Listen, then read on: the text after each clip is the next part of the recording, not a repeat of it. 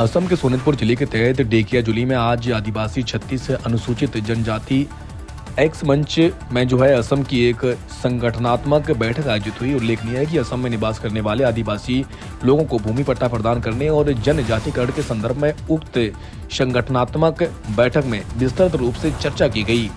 संवाददाता प्रशांत पैस की रिपोर्ट।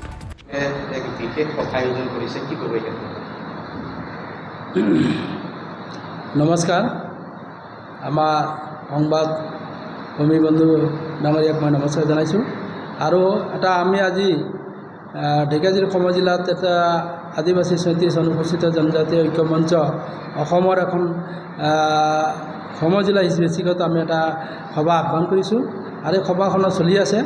তো আমি এই সভাৰ মাজেদি আমি আমাৰ সমগ্ৰ অসম আদিবাসী সমাজক এটা বাৰ্তা দিব বিচাৰিছোঁ যে আমি আদিবাসী 37 অনুসূচিত জনজাতি ঐক্য মঞ্চ যোৱা 17/8 তাৰিখে আমি 17/8/2025 তাৰিখে আমি গুৱাহাটীত এখন সভা পাতিছিলোঁ আৰু সেই সভাৰ মৰ্মে আমাৰ মুখ্যমন্ত্ৰী ডাঙৰীয়াক এটা নদফিয়াত আমি দাবী পত্ৰ আমি স্মাৰকপত্ৰ প্ৰেৰণ কৰিছিলোঁ আৰু আমি সেই দাবী পত্ৰৰ মাধ্যমত আমি জনজাতিকৰণৰ যিটো নেকি আমাৰ সমস্যা আছে, আমাৰ যিটো নেকি অসম চৰকাৰ তথা ভাৰত চৰকাৰে যিখিনি আমাক এই জনজাতি সমস্যাৰ ওপৰত যিখিনি এটা মানে বৰ্তমান এটা কৰি ৰাখি দিছে যে কামখিনি আগবাঢ়ি আছে, কিন্তু কিমান কাম আগবাঢ়িছে আমি সেই সম্পৰ্কে এটা ভালকৈ অৱগত হ'ব পৰা নাই।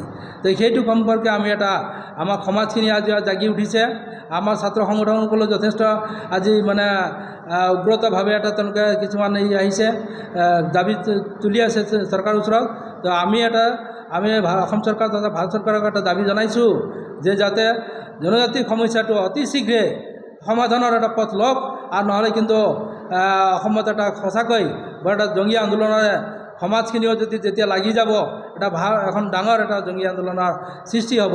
আমি সেইটো গণতান্ত্ৰিক পেটাৰ্ণত আমি আগবাঢ়ি গৈ আছোঁ আৰু এই গণতান্ত্ৰিক পেটাৰ্ণত আমি জনজাতিকৰণৰ ব্যৱস্থাটো আমি চৰকাৰৰ পৰা পাব বিচাৰিছোঁ। আৰু সেই মৰ্মে আমি আদিবাসী 37 অনুসূচিত জনজাতি ঐক্য মঞ্চৰ আমি অসমৰ পৰা এটা 22জনীয়া এটা সজাতি দল আমি ভাৰত চৰকাৰৰ ওচৰত এটা আপিল কৰিব আমি গৈ আছোঁ অহা 29 আগষ্ট তাৰিখে। তো আমি ভাৰত চৰকাৰৰ ওচৰতো আমি এই দাবী তুলিম।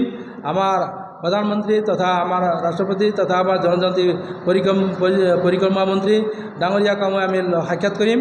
আমাৰ গৃহ বিভাগৰ অমিত শ্বাহ ডাঙৰীয়া দেৱকো আমি সাক্ষাৎ কৰিম আৰু সাক্ষাৎ কৰি আমি আমাৰ জনজাতি সমস্যাটো অতি সোনকালে সমাধান হ'ব লাগে, তাৰ কাৰণে আমি দাবী তুলিম।